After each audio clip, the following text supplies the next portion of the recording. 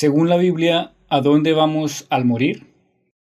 Mucho se ha dicho acerca de la recompensa y el castigo, o la vida después de la muerte. Pero en este estudio aclararemos los conceptos y nos apegaremos exclusivamente a lo que dice la Biblia. En Mateo capítulo 25, versículos 31 al 46, encontramos la declaración del Maestro respecto a los últimos días. Cuando el Hijo del Hombre venga en su gloria, y todos los santos ángeles con él, entonces se sentará en su trono de gloria, y serán reunidas delante de él todas las naciones, y apartará los unos de los otros, como aparta el pastor las ovejas de los cabritos, y pondrá las ovejas a su derecha y los cabritos a su izquierda. Entonces el rey dirá a los de su derecha: Venid, benditos de mi Padre, heredad el reino preparado para vosotros desde la fundación del mundo. Entonces dirá también a los de la izquierda: Apartaos de mí, malditos, al fuego eterno preparado para el diablo y sus ángeles. Según la enseñanza tradicional, cuando nosotros morimos vamos al cielo o al infierno. Pero, ¿cómo es posible esto si aún no sucede el juicio? El texto que acabamos de leer. Aún el Maestro no se ha sentado en su trono. Aún no han sido reunidas delante de él todas las naciones de la tierra. Aún no se ha heredado el reino preparado para los santos. En este video vamos a entender por qué esa enseñanza que dice que todo el que muere recibe su castigo o su recompensa de forma inmediata no está fundamentada en la Biblia. Así que vamos a explorar todos los versículos con respecto al tema para llegar a la verdad bíblica. Hay muchos versículos que son o malinterpretados o desconocidos o de plano son ignorados por completo debido a la mentira que nos han implantado por siglos en nuestra sociedad. Pero vamos a dar claridad primeramente a los versículos que más se usan para enseñar esta mentira de que la recompensa y el castigo es inmediata después de la muerte. Y luego pasaremos a fortalecerlos con versículos que son más directos. En primer lugar, vamos a estudiar la parábola del rico y Lázaro, que será una de las principales armas de la enseñanza tradicional. Y antes que nada, se debe dejar claridad sobre el término parábola. La palabra que se tradujo como parábola es la palabra griega parabolé y significa literalmente similitud, es decir, narración ficticia o símbolo usado para dar una enseñanza moral de vida. Toda parábola que encontramos en la Biblia es una narración ficticia o inventada. El punto de la historia es enseñar, en lugar de dar testimonio. Y muchos argumentan diciendo que la parábola del rico y Lázaro no es tal, debido a que se usan nombres propios dentro de ella. Pero esto no es lo que dice Mateo 13, versículo 34 y Marcos 4, 34. Y dice así: Mateo 13:34. Todo esto habló Jesús en parábolas a las multitudes, y sin parábolas no les hablaba. Y Marcos 4:34.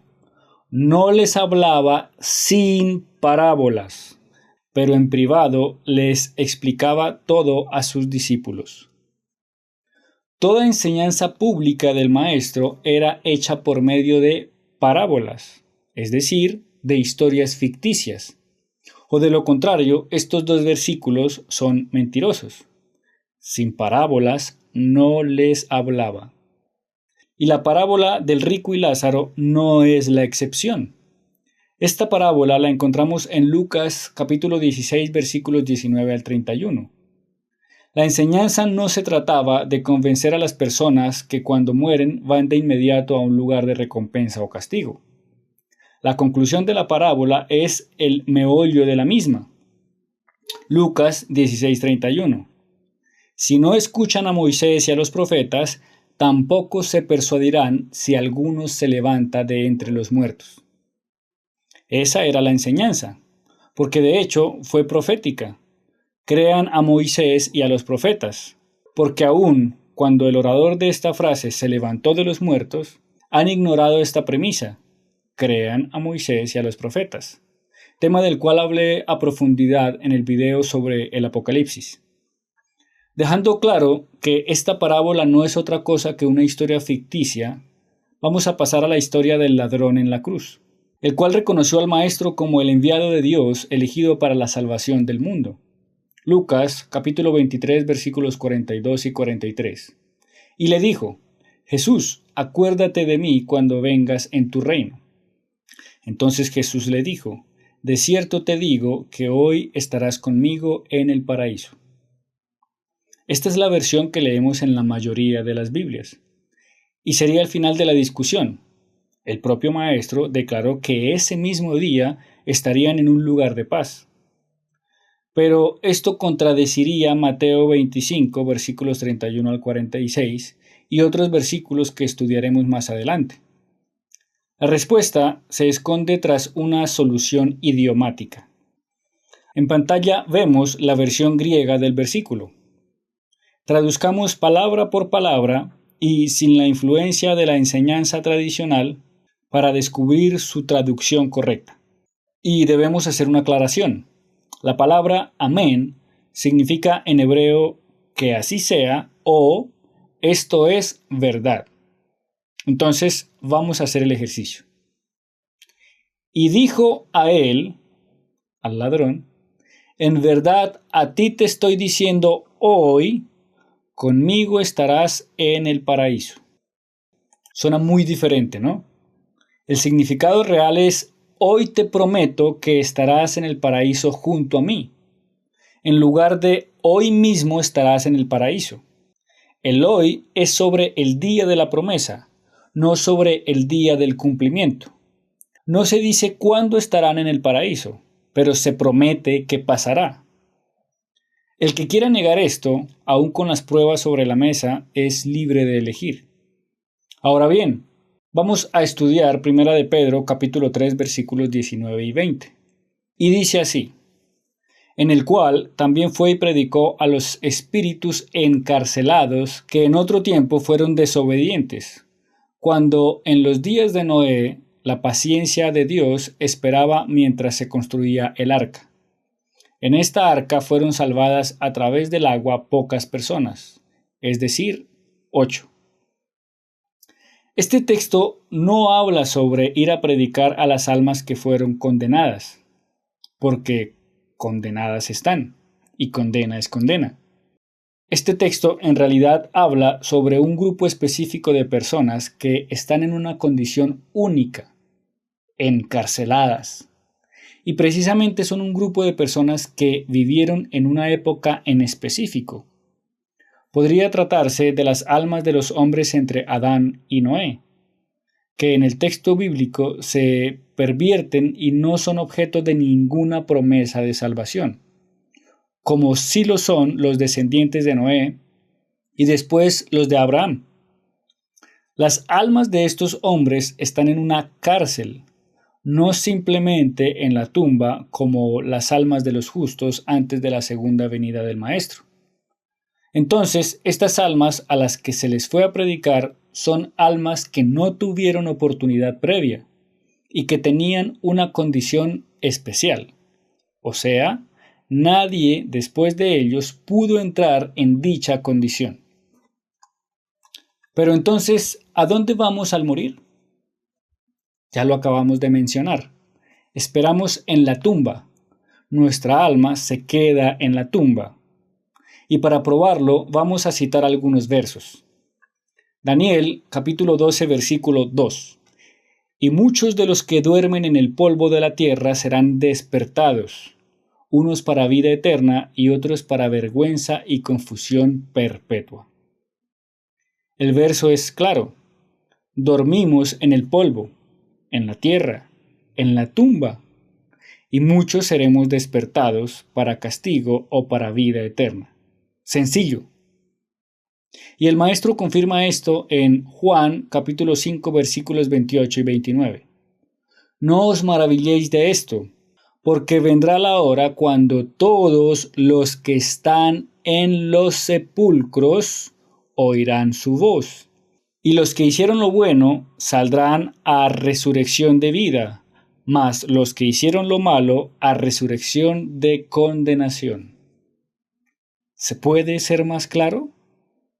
Esto debería ser suficiente. Nadie va al cielo ni al infierno al morir. ¿O acaso el maestro miente? ¿O acaso Daniel miente?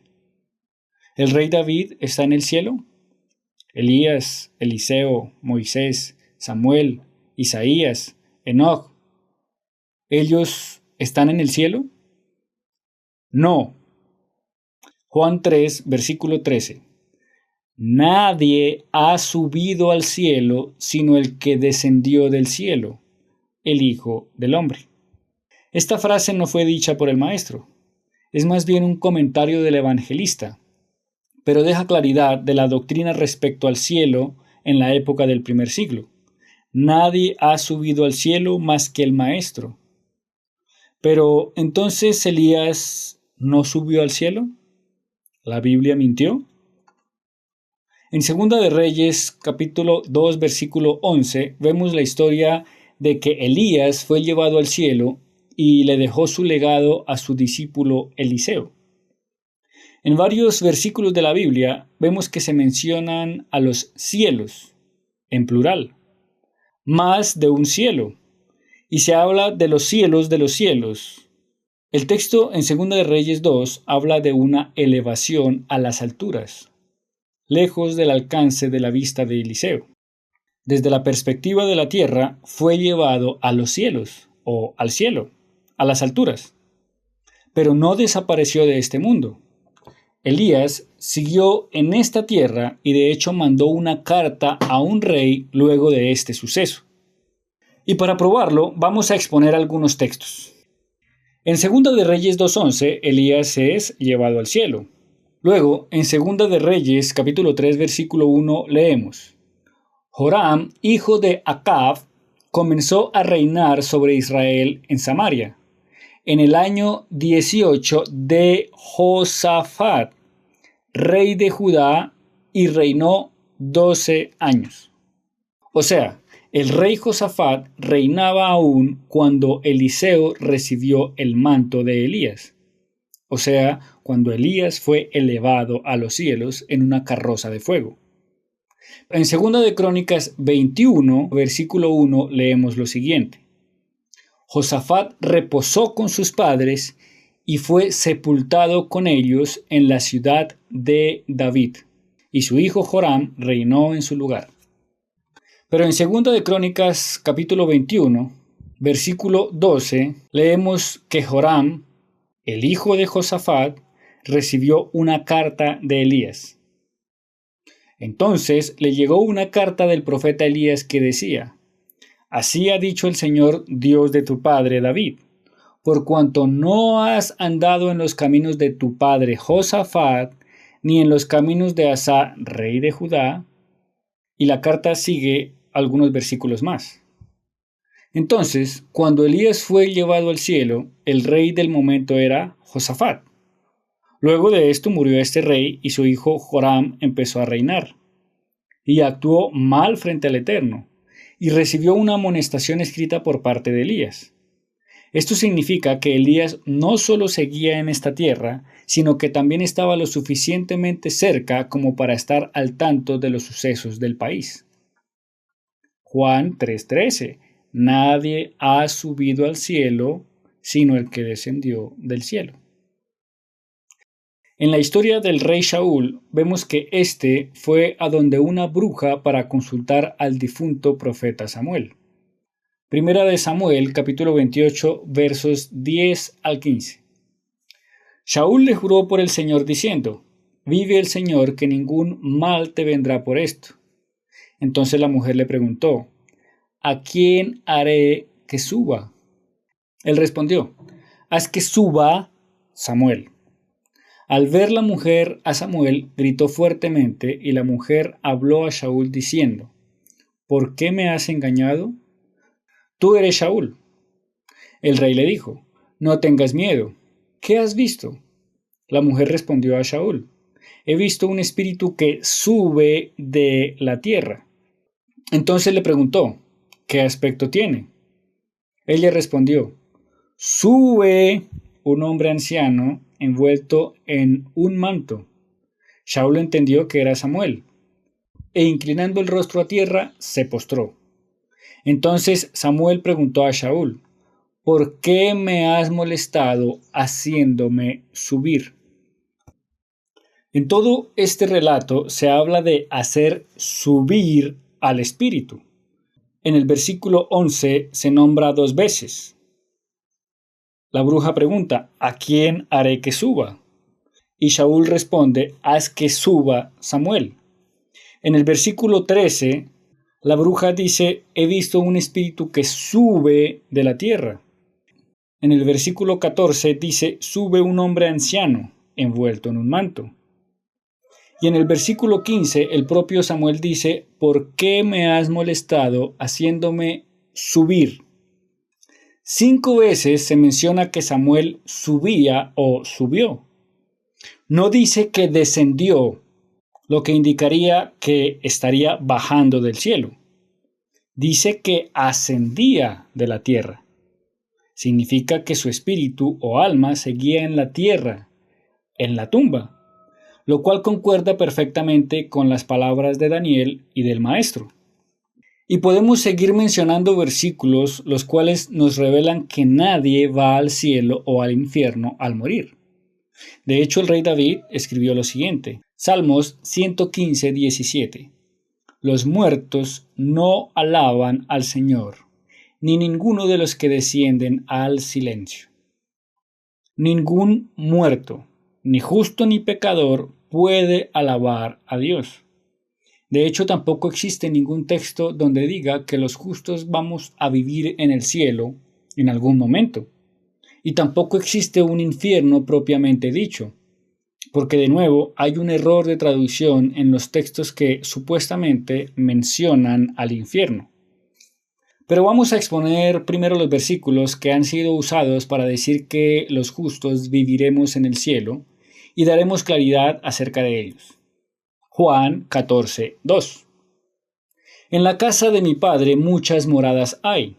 De otra manera se los hubiera dicho. Voy, pues, a preparar lugar para ustedes».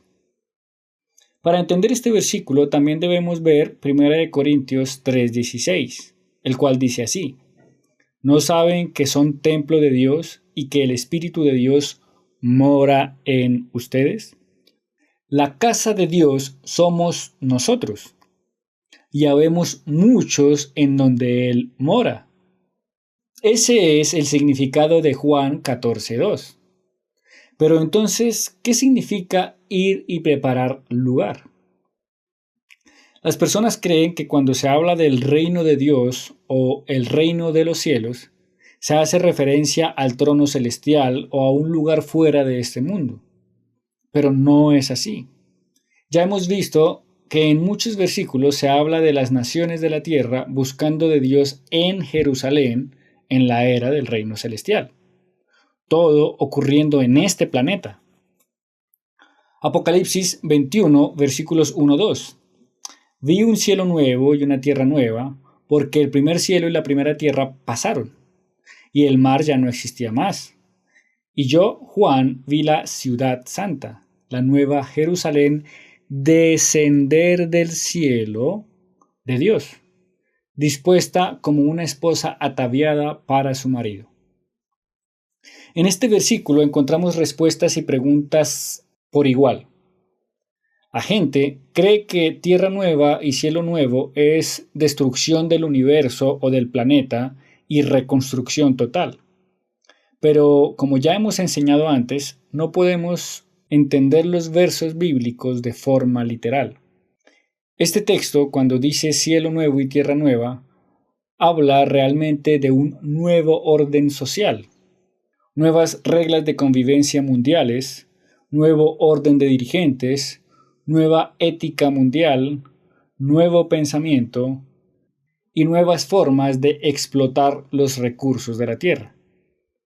El término cielo nuevo y tierra nueva no es más que una analogía, al igual que la nueva Jerusalén descendiendo del cielo, la cual es simplemente el poder del Mesías como Rey de Reyes instaurando este reino celestial, el reino que se ordena desde el cielo.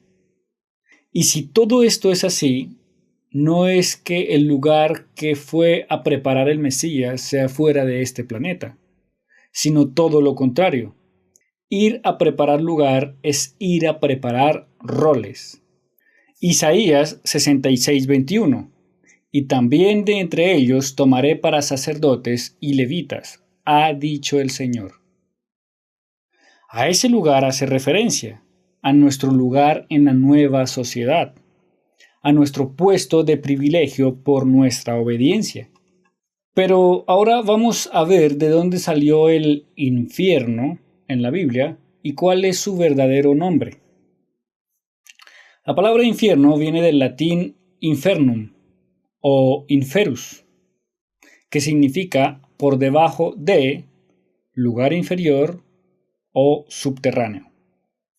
En la mitología griega, el lugar tenebroso bajo tierra donde iban a parar las almas de los muertos se llamaba Hades. Hades era también el nombre de un dios del inframundo, que los griegos llamaban el invisible. Esta misma forma de pensamiento griega fue rápidamente contagiada a las mentes del mundo. Y aunque la Biblia jamás menciona un lugar de tormento bajo la tierra, muchos predican que esto es lo correcto. En el Antiguo Testamento se usó la palabra Sheol en varios textos. Vamos a ver un ejemplo. Isaías 38, versículos 18 al 19. Porque el Sheol no te exaltará, ni te alabará la muerte, ni los que descienden al sepulcro esperarán tu verdad. Solo los vivos pueden alabarte como yo lo hago hoy. Esta palabra Sheol no fue traducida. Sheol en hebreo significa mundo de los muertos. Su significado no es mundo de los muertos pecadores o mundo de los muertos santos. No, es mundo de los muertos, a secas, lo que habla del estado del sueño de las almas, más que de un lugar físico. En conclusión, Sheol es el sinónimo de tumba. En griego, al no haber otra palabra para hablar del mundo de los muertos, se usó la palabra Hades, que vendría a significar lo mismo, pero que realmente es el nombre de un dios griego pagano. Mateo 5:29.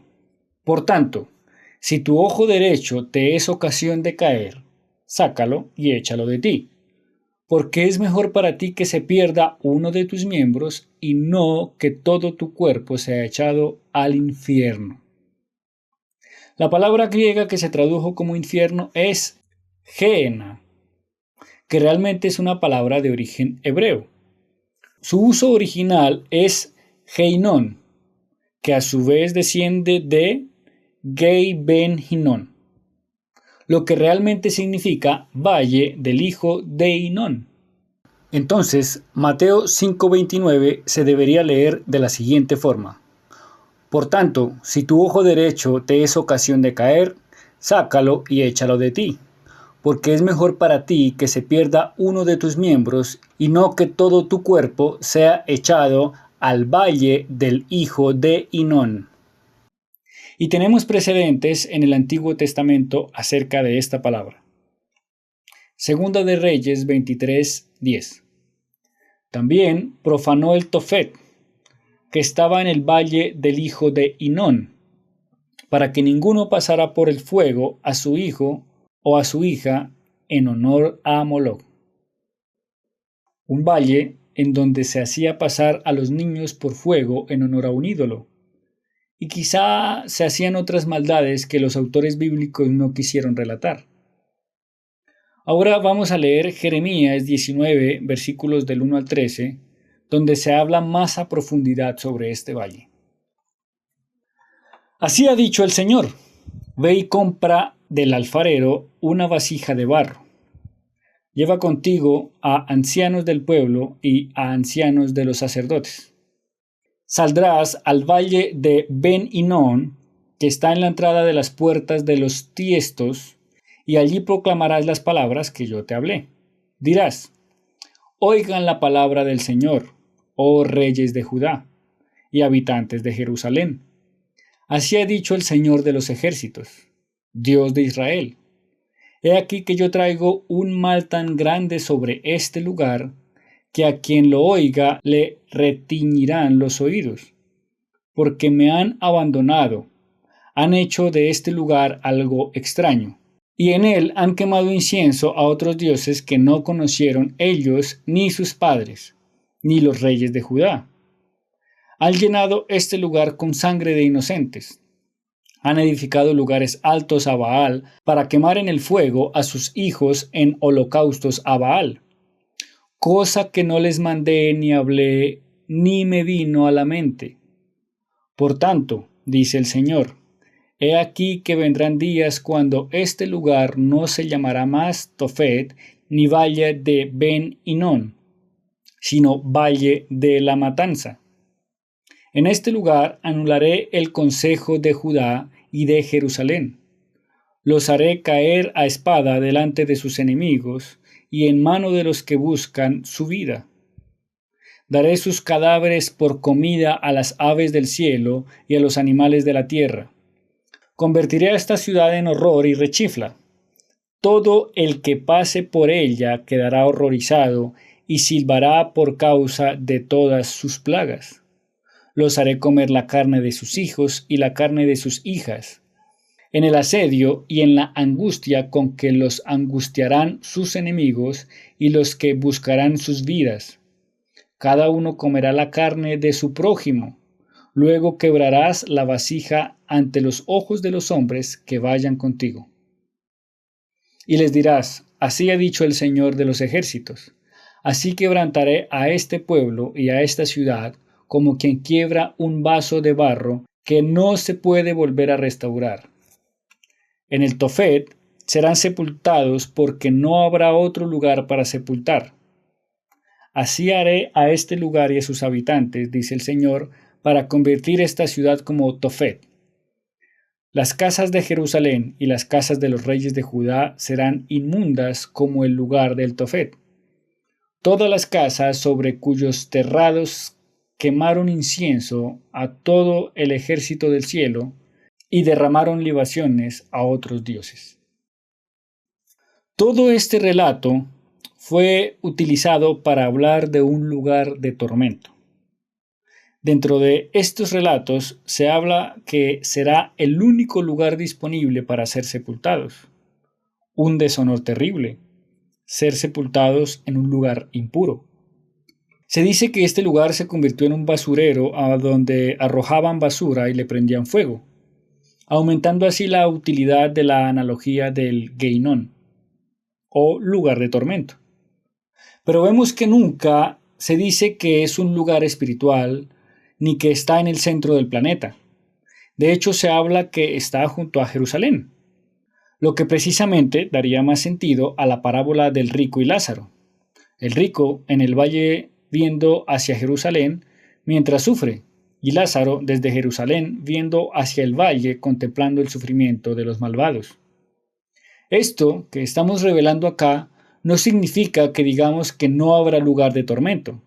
De hecho lo habrá, pero no es ni en el centro de la tierra ni se llama infierno, y posiblemente no sea espiritual sino físico. Daniel capítulo 12 versículo 2. Y muchos de los que duermen en el polvo de la tierra serán despertados, unos para vida eterna y otros para vergüenza y confusión perpetua. Estaremos despiertos todos, justos y pecadores, y recibirán su merecido. Mateo 5, versículos 19 al 20. Por lo tanto, cualquiera que quebrante el más pequeño de estos mandamientos y así enseña a los hombres, será considerado el más pequeño en el reino de los cielos, pero cualquiera que los cumpla y los enseñe, éste será considerado grande en el reino de los cielos. Porque les digo que a menos que su justicia sea mayor que la de los escribas y de los fariseos, jamás entrarán en el reino de Dios. Entre más cumplamos los mandamientos, más cerca estaremos de Dios y su poder. Pero entre menos mandamientos cumplamos, nos estaremos alejando más de un buen lugar cuando el reino de Dios sea instaurado en la tierra. Y de hecho, dice que a menos que tengamos justicia mayor que la de los fariseos y escribas, no entraremos en este reino de Dios. Quizá entre más pecadores, más lejos de Jerusalén viviremos. Y entre más santos, más cerca a la capital viviremos. Por eso Daniel 12:2 dice que el castigo de los pecadores es vergüenza. Los rezagados, los que no hicieron lo suficiente, los que no fueron dignos de vivir como reyes y sacerdotes. Espero que esta enseñanza dé claridad al tema del castigo y la recompensa luego de la muerte. La idea es que dejemos de creer en cuentos de hadas y nos apeguemos más a lo que dice la Biblia y menos a lo que dicen los pastores que no estudian lo suficiente. Bendiciones.